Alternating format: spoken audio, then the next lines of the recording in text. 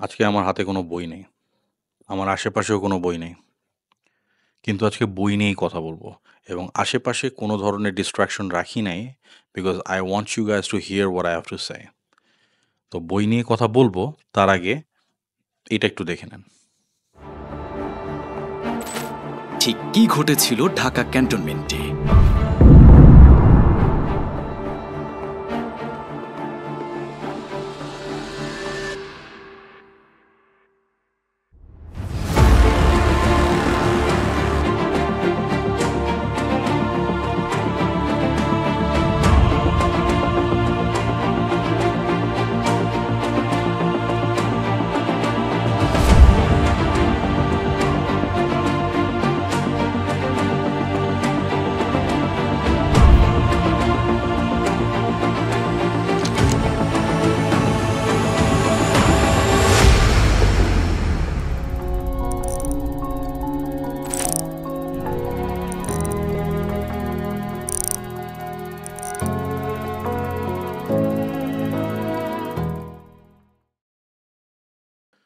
আচ্ছা, এই বইটার ব্যাপারে কথা বলার আগে আমার স্ট্যান্ডার্ড ডিসক্লেইমারের সাথে আরো কিছু জিনিস এড হবে। সেটা হচ্ছে যে আমি এই পার্টিরও না, আমি ওই পার্টিরও না।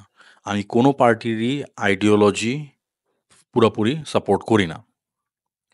আর সবচেয়ে বড় কথা হচ্ছে যে এই পার্টিও আমাকে কাজে লাগায় নাই, ওই পার্টিও আমাকে কাজে লাগায় নাই এবং দ্যাটস ওয়াই এই ২ পার্টিরই এত বাজে অবস্থা। And you know which parties I am talking about. So I am as neutral as they come. আমি একদম নিরপেক্ষ একটা পয়েন্ট অফ ভিউ থেকে একদম স্ট্রিক্টলি কনটেন্ট ড্রিভেন একটা প্ল্যাটফর্ম থেকে এবং স্ট্রিক্টলি কনটেন্টের উপরে বেস করে আমার মতামত পেশ করছি। So this is my second বেটা রিডিং এক্সপিরিয়েন্স। এর আগে আমি একটা বেটা রিডিং করেছিলাম, সেটা ছিল নটিলাসের ব্যানারে অজিত কুসুম, বাংলার হারানো রূপকথা। সো আজকে যেটার বেটা রিডিং এক্সপিরিয়েন্স নিয়ে আমি আপনাদের সাথে কথা বলবো সেটা হচ্ছে কমল, বাংলাদেশের maybe one of a kind একটা উপন্যাস যেটা খুব তাড়াতাড়ি আপনাদের সবার হাতের নাগালে চলে আসতে যাচ্ছে এবং গত পরশুদিনই এটার প্রি অর্ডার চালু হয়েছে অনুজ প্রকাশনীর ব্যানারে। তো উপন্যাসটার নাম হচ্ছে কমল।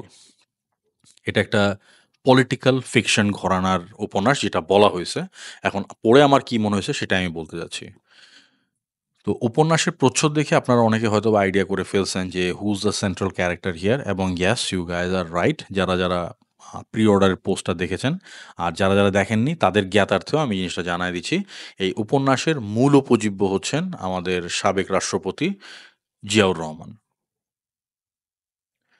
তো জিয়াউর রহমানের কথা যদি বলি, এই জিয়াউর রহমানের জীবনকে কেন্দ্র করে, অথবা জীবনও বলবো না, আই উড সে যে উনি রাষ্ট্রপতি হওয়ার পর থেকে একটা সার্টেন টাইম পিরিয়ড পর্যন্ত ওই সময়টুকু এখানে কভার করা হয়েছে।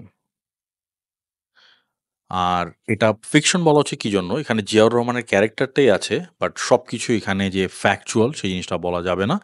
এবং এটা লেখক নিজেই জিনিসটা অ্যাডমিট করছেন এবং এটার ভূমিকাতে এবং বিভিন্ন জায়গায় লেখকের যেখানে টিকা আছে বা যেখানে লেখকের বক্তব্য আছে সেখানে আপনারা খুঁজে পাবেন যে ইটস আ ফিকশন, এখানে কল্পনার আশ্রয় নেওয়া হয়েছে। জিয়াউর রহমানের ক্যারেক্টারটাকে এখানে একটা টিচুলার ক্যারেক্টার এবং একটা সেন্ট্রাল ক্যারেক্টার হিসেবে এই উপন্যাসে ইউজ করা হয়েছে। বাট তার মানে কি এখানে একদম ফ্যাক্টস নাই? হ্যাঁ, কিছু ফ্যাক্টস অবশ্যই আছে, সেটা আপনারা পড়লে আন্দাজ করে নিতে পারবেন। এখন জিয়াউর রহমানের কথা যদি বলি, পট মুক্তিযুদ্ধের পর থেকে ৭৫ পর্যন্ত উনি একটু প্রচ্ছন্ন ভূমিকায় থাকলেও ৭৫ পরবর্তী সময়ে তো ডেফিনিটলি উনি ফোরফ্রন্টে চলে আসেন এবং বাংলাদেশ যখন ১৯৭৫ এর পরে আবার একটা অরাজকতাময় পরিবেশের মুখে পড়ে, ওই সময় বাংলাদেশকে পুনরায় আবার ট্র্যাকে ফেরাতে এবং পুনরায় এটাকে পুনর্গঠিত করতে জিয়াউর রহমানের যে ভূমিকা ছিল সেটা আনডিনায়েবল। মুক্তিযুদ্ধের সময় বঙ্গবন্ধুর ভূমিকা যেরকমটা আনডিনায়েবল, বাংলাদেশের স্বাধীনতা, সার্বভৌমত্ব অর্জনে বঙ্গবন্ধু, জিয়াউর রহমান এদের সবার ভূমিকা যেমন আনডিনায়েবল, ঠিক সেরকমই এই ১৯৭৫ পরবর্তী সময়টাতে এই তখনও পর্যন্ত স্টিল আই উড সে যে বাংলাদেশ যুদ্ধ-বিধ্বস্তই ছিল, যতটুকু আমরা জানতে পারছি, যতটুকু পড়ে শুনে আমরা বুঝছি। তো ওই যুদ্ধ-বিধ্বস্ত এবং ডিসঅ্যারেইড একটা অবস্থায় থাকাও মানে একটা মানে অবস্থায় থাকা একটা সিচুয়েশন থেকে বাংলাদেশকে আবার পুনরুজ্জীবিত করা, পুনর্গঠিত করা, এই ব্যাপারটাতে জিয়াউর রহমানের যে মুখ্য ভূমিকা ছিল এবং অত্যন্ত হৃদয়গ্রাহী একটা যে ভূমিকা ছিল, সেই জিনিসটাকে এখানে মূল উপজীব্য হিসাবে ব্যবহার করা হয়েছে এবং রাইটফুলি সো। এবং কিছু, কিছু এলিমেন্ট যে জিনিসগুলো আমাকে টাচ করছে পার্সোনালি সেটা হচ্ছে যে জিয়াউর রহমান কলোনিয়ালিজম কতটুকু অপছন্দ করতেন। এখানে একটা জায়গায় উনার একটা বক্তব্য আছে সেখান থেকে মানে খুব ক্লিয়ারলি বোঝা যায় যে উনি অ্যাকচুয়ালি কলোনিয়ালিজম কতটা অপছন্দ করতেন।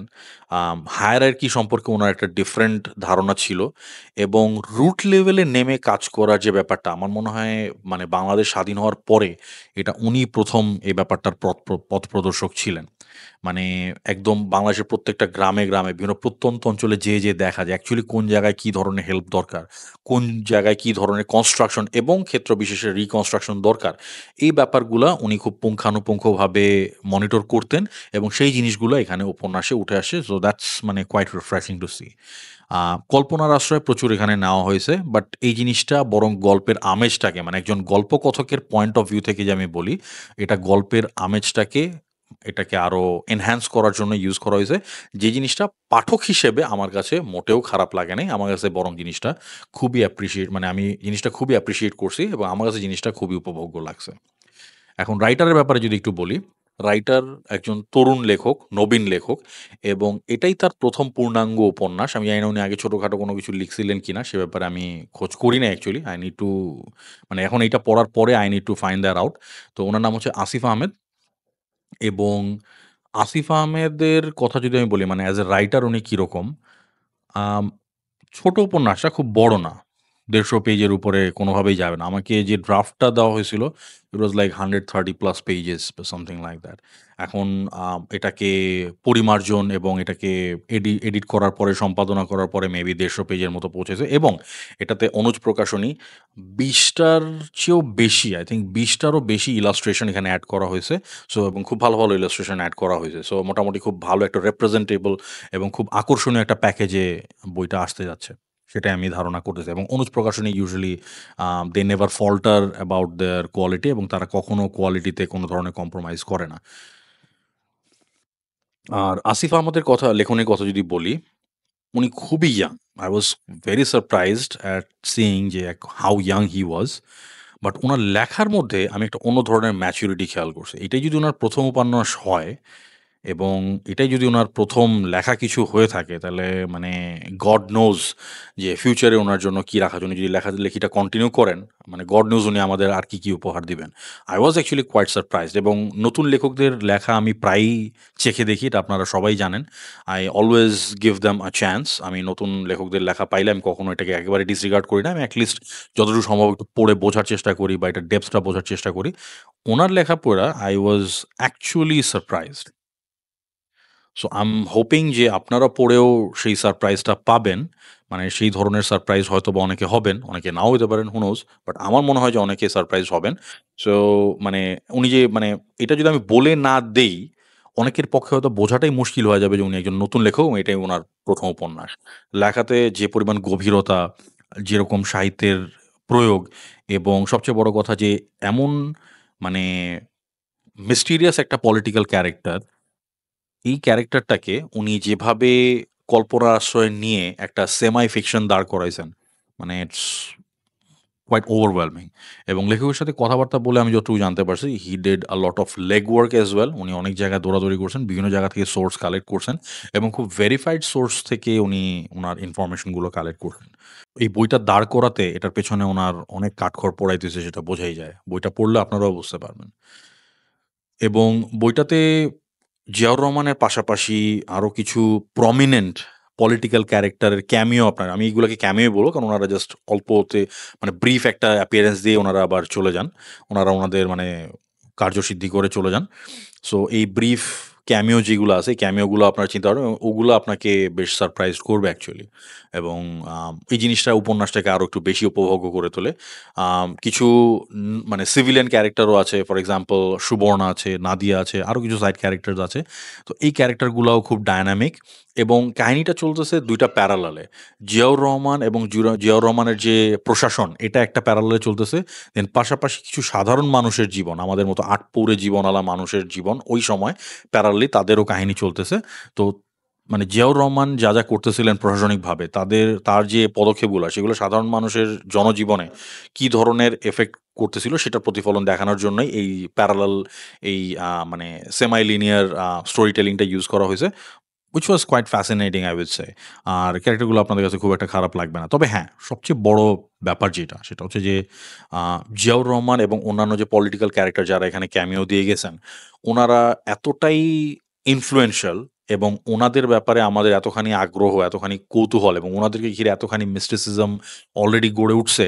আপনার কাছে এই যে মৌলিক যে ক্যারেক্টারগুলা, যে ক্যারেক্টারগুলা সাধারণ মানুষের বা জিয়াউর রহমানের আশেপাশে যে ক্যারেক্টারগুলা, ওই ক্যারেক্টারগুলো একটু প্রচ্ছন্ন অবস্থায় থেকে যায়। এটা যত মানে লেখক চেষ্টা করছেন পুরোপুরিভাবে তাদের উপরেও সমান ধরনের ফোকাস দেওয়ার জন্য। বাট ওই যে যেটা হচ্ছে যে ব্যাপার যে মানে এটা it was almost an impossible task to be achieved.